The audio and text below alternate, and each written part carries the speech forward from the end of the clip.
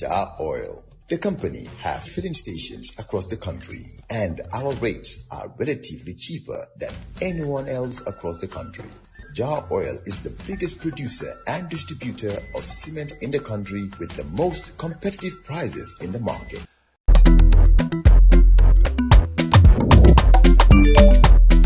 Axel jam si Wave. Yo, Abdoulie, yo, lu tax doo dee dégg lu tax mënuloo jël moto nga andil ma xaalis. Hello? Bësal mu fine. What? Bësal mu fine. Oh, yes!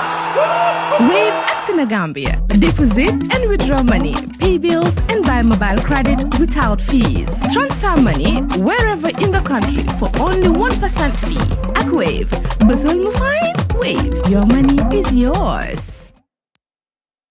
Welcome back to Coffee Time with Peter Gomez on West Coast Radio on Wednesday, the 7th of May, 2025. Let's now meet Abdoulie Oba, Clerk of the National Youth Parliament. Good morning, Abdoulie. Good morning, Uncle Peter. And thanks for coming. Thank you very much. It's a pleasure to be here. Tell us what brings you here this morning. Thank you very much, Uncle Peter. And good morning to our listeners. You actually don't need the headphones, eh? Oh, okay. Yeah. Right, that's fine. Yeah, just take them off and Right. we'll have, A much more well, friendlier conversation. You look much better on camera. That's right. Thanks once again for having me. Just like you've mentioned, I am Abdoulie Oba, the Clerk and Administrative Head of the National Youth Parliament, the Gambia. You will understand that some time ago I came here and we talked briefly about the National Youth Parliament, and that this is a youth-led institution that is set aside to work for the empowerment of young people, but also for the inclusiveness of young people in governance and in administration, but as well as an institution that is set aside to advocate for the interests of young people, the empowerment of young people, to ensure that young people are organized and that we are represented in an organized way. The parliament was established in 2002, and since then it has been operational. However, in 2022, we have the reformation agenda of the National Youth Parliament. Initially, it used to be a regional parliament where we will have a speaker and a deputy speaker in each of the regions. Then we have a clerk and a small cohort of young people that work as members, or that occasionally meet as members to advocate for the interests of young people. But then later we realized that representation was really not very easy in that format. We wanted to ensure that there is a more structured administration that will be able to advocate for the affairs of young people in the Gambia. Then we launched a reformation agenda and decided to have a national parliament. The National Parliament mirrored the National Assembly in structure. That meant we will have 53 national youth parliamentarians. We will have a speaker and a deputy speaker amongst the 53, which will leave a void, and that will necessitate a by-election to fill the positions for where the speaker and deputy speaker came from. And then we also had an established secretariat that will serve as the machinery that will manage the day-to-day affairs of the parliament, and that is what we call the secretariat of the National Youth Parliament. Just like you will have in the National Assembly, you have the service. So that was the reformation agenda that came with a new constitution and bylaws and standing orders that will guide the operations of the National Youth Parliament. It was also the first time we were able to gather at the National Assembly chambers to ever have the first National Youth Parliamentarian sittings to discuss pertinent issues about young people, but how as well we can contribute to the development of this country. But equally, how do we add our voices to ensure government and stakeholders listen to the young people and listen to us from our own perspectives, not for what they think the young people want or what they think should be done for the young people. So constitutionally, the mandate of the National Youth Parliament is a three-year term basis. We have 2 terms for each of the cohorts of the National Youth Parliamentarians, and that after serving 3 years, we go back to elections. Now, the elections will now determine whether you're coming back for the second time if you want to run, but that does not mean you are running alone in your constituency. Other young people reserve the right to as well contest within that period of the elections. But the national elections for the National Youth Parliament has never been done. Like I said, before 2022, it was a regional parliament. Then they had congresses. Now, they will meet in their various regions, have congress, and select the speakers and deputy speakers. Now, we're being a little bit more ambitious than that, because after the sit-ins in 2022, we had a lot of young people came out on the social medias and asked, how does particular person A and B became the representative of my constituency without my knowledge? And we thought these were valid questions, because if you are the representative of the young people in your constituency, they should be aware that you are representing them, and they should be the individuals that will elect you to represent them. So we thought we should go into a national election. Okay. Which is why you are here to talk about those national elections. Exactly. But it's a good recap of, Sure. the first time you were on the program to explain to us about, the structure of the National Youth Parliament. Yeah. You say it's mirrored on the National Assembly. Yes. But we have 58 members in the National Assembly, 53 of whom are elected. Yep.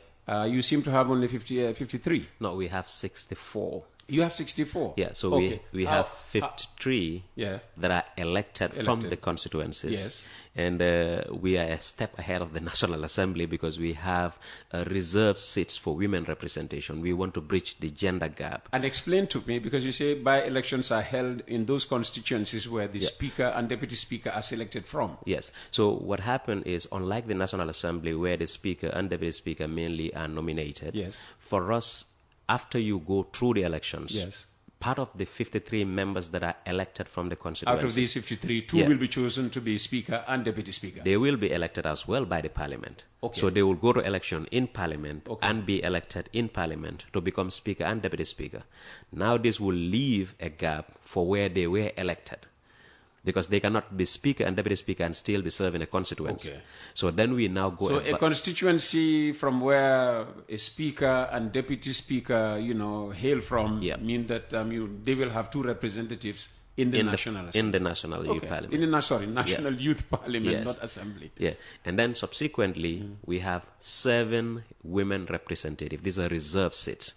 Who determines those 7? So the 7 women representatives from the regions are nominated by the regional youth councils together with the youth structures that are within the region. Okay. They will nominate a young lady and assign her as the representative or the female rep of the region. That will give us a 62 number. Then we also have 2 slots for the persons living with disability. That is also a reserved seat that is nominated by the Federation of the Disabled. So they're the one that will nominate 2 people that will represent the persons living with disability in the National Youth Parliament. But there are other minorities, for instance, religious minorities, Christians, for instance. I mean, you've heard me criticize, the borough administration for failing, in both. Representation his for minority groups. Yeah. Christians have not been in the National Assembly since Barrow came to power. Absolutely, and that is a growing concern for us at the National Youth Parliament. And because you two don't have Christians? No, we do have a lot of them. Okay. We do have a good number of Christians in the National Youth Parliament. But again, for us, we are interested in making sure there is equal representation and that there is opportunities and inclusiveness in everything that we do. That is why this year, when we were going to election, there was a motion raised to ensure that we have a diaspora representative. Now, this is something that we are very ambitious about, because you're showing the way, huh? Yes, we are showing the way, because we believe there is a large number of young people in the diaspora. In an organized way, they could have one individual that will represent them in the interest of the National Youth Parliament. My 2 daughters are there. Exactly. So when we have sit-ins, for instance, we are able to flee in this person to attend the sit-ins in the National Youth Parliament in the Gambia, because we do not have it very often. At most, we have it twice in a year. That is the national sit-ins, even though engagements are in the regions every now and then. But the national sit-ins are conducted once or twice in a year. So we think there is always the possibility of having a diaspora youth representative that will advocate for the interests of young people in the diaspora as we discuss the issues of young people in the National Assembly. Who supports the National Youth Parliament, especially when it comes to monetary needs? So the National Youth Parliament, because it's non-partisan, it's non-governmental, we do not receive funds from central government. So we do not receive the consolidated funds from government. Now, how we operate is we have thematic areas on areas that are very much pertinent to what we do. Most important of this is youth empowerment and capacity building for young people. So these are programs that we are able to do with the development partners like the UN agencies, as well as the European Union, as well as the African Union, as well as some other United States aid government, institutions that were in the Gambia, some of whom are now closing down, and that's a challenge for us. So all of the funding that comes to the National Youth Parliament comes from development partners, and we've worked with, I think, all of the UN systems in the Gambia. And do all your programs need to have government blessing? Have you ever come up with a program that the government says, we won't allow you to go ahead with this? So we are a civil society organization as well, because we've registered with the Attorney General's of the Attorney General's Chamber. Mm-hmm. So therefore, we are at liberty to be able to conduct our activities, even though we most of the times ensure that the Ministry of Youth and Sports is aware of what we are doing. That is because by virtue of our existence, we are naturally just under the Ministry of Youth and Sports. But that does not mean they have control over what we do. Most of the times, people will tell us, why are you struggling to get funds when youth parliaments across the Africa are all receiving funds from the government? Now, the reason we are not receiving funds from government is because we do not want to, in any form, compromise our operations. So you're okay with not getting any funding from the government? Rather than, we're okay for not getting funds from the government than having to be controlled by the government. Yeah, because if someone has he who pays the piper calls the tune. Exactly. Yeah. So that is the issue. If we are now an act of parliament and be receiving funds from government, that means we dance to the tunes of government. And that compromises the work that we do. The National Youth Council is there for that. They are an extension of the Ministry of Youth and Sports. So they should be able to, do that with the Ministry of Youth and Sports. The National Youth Parliament will want to stay independent to be able to continue its operation in advocating for the empowerment of young people in the most independent way. You also, hold your sittings in the National Assembly. How accessible, is the National Assembly to you, and do you have to schedule your programs or your sittings in such a way that they do not coincide with the National Assembly sitting? Yes, so verily, the National Assembly has been, I think, our greatest partner. We have had MOUs with them, and the work we have with them is quite a very interesting one. They're always receptive of the National Youth Parliament. They provide us with technical support in most of the cases, and that we are always welcome to the Parliament. But mainly, we have our sit-in somewhere around August when the National Youth Parliament is in recess, so that we do not compromise with their schedules, and they do not also, we do not serve as a burden that will impede in the progress that they do, because the work that is done at the National Assembly is one of which that we do not want to compromise, because it's more or less one of the most important services to nation. And how different are some of the issues you discuss to what the National Assembly members discuss? So mainly the National Youth Parliament focus is youth-friendly focus. Mainly our point of discussion. On the back way, for instance. Yeah. So we talked about the issues of irregular migration for the past 3 years. Every time we are in the Parliament, one of our motions is always on irregular migration and the potential causes for irregular migration, one of which will have to be youth unemployment, for instance, and the other one could be lack of decentralization of resources in the country.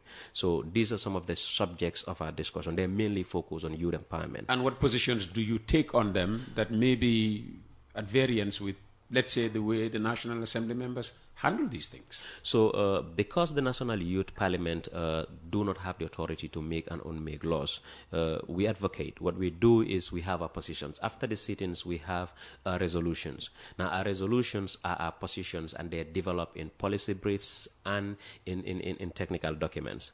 Now, what we do is we share these position papers, policy briefs, and technical documents with the committee responsible at the National Assembly, but also go for further share with the ministries and the stakeholders that are responsible.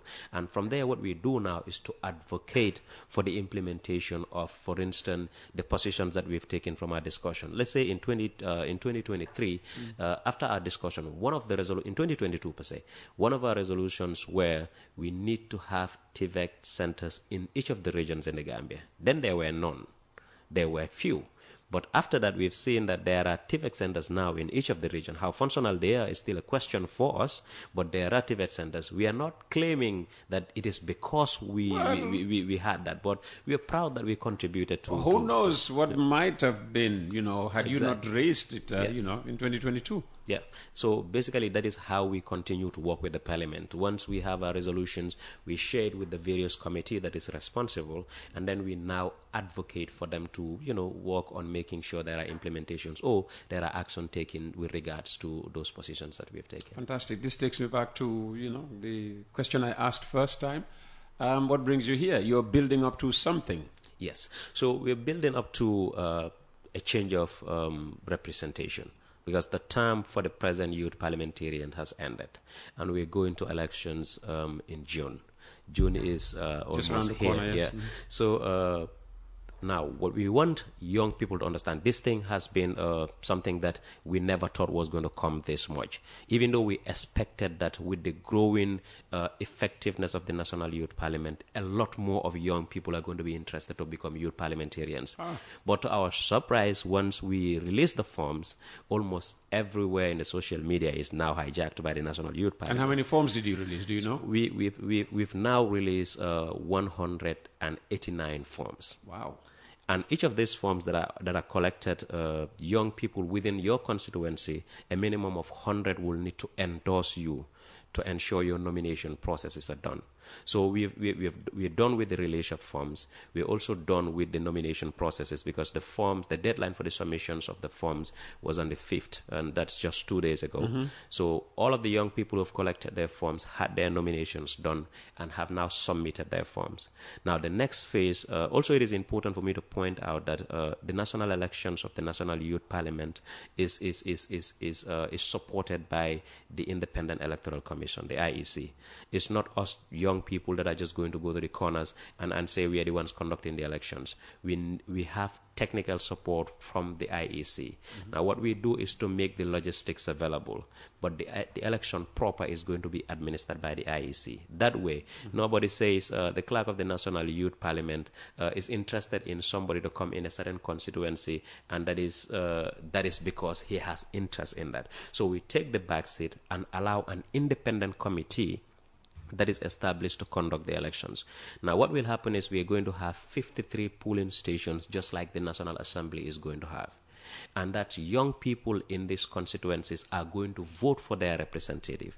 But there are challenges now we're facing with a lot of young people, because the National Youth Parliament is guided by a constitution. Mm-hmm. And because our constitution somehow did not make enough provisions for our electoral processes, we resorted to developing bylaws. Now, the bylaws are going to serve as a supplement to the Constitution to be able to guide the electoral processes. Now, initially, in the Constitution of the National Youth Parliament, registered youth groups were the only people that are allowed to vote, meaning young people in registered youth groups will serve as the electoral college to vote for the representative in a constituency. Right. But we now also understand there are regions where you will find few or even no registered youth organization. And then that will mean it's a fewer number of people that will elect the youth representative from their constituencies, bringing back the questions that we were asked in 2022. So we thought we are now going to open it further to allow more people to participate in the elections of the people that will represent them. Now, this is why the bylaws were created. Okay. Now, who are the people that will vote? This is, I think, the biggest question young people are asking very recently. Very quickly, we are out of time. Yes. So the people that are supposed to vote are young people in registered organization with no limited number. Also, young people in organized groups that might necessarily not be registered, but are affiliated to or recognized by the RYCs and the DYCs. And also young people in village structures that are organized will as well reserve the rights to vote. So these are the people that will vote, but also members and former members of the Children National Assembly who are 15 and above. Okay. Yeah, these are the people that will vote. Omar, Abdullah, thank you very much for coming. Right. Maybe the O is Omar. Yeah, actually, it's an initial. Okay, all right. For us. All right.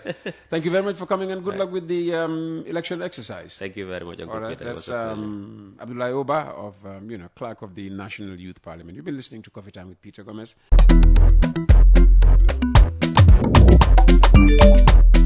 Axila jam si wave. Yo, Abdoulie, yo lu tax doo dee dégg lu tax mënuloo jël moto nga andil ma xaalis. Hello? Kan lay waxal? Bisul mu fine.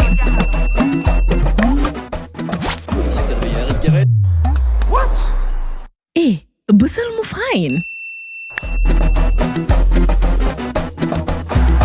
Oh, yes! Wave Axina Gambia. Deposit and withdraw money, pay bills and buy mobile credit without fees. Transfer money wherever in the country for only 1% fee.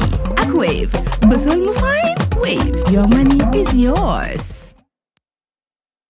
Jar Oil. The company have filling stations across the country, and our rates are relatively cheaper than anyone else across the country.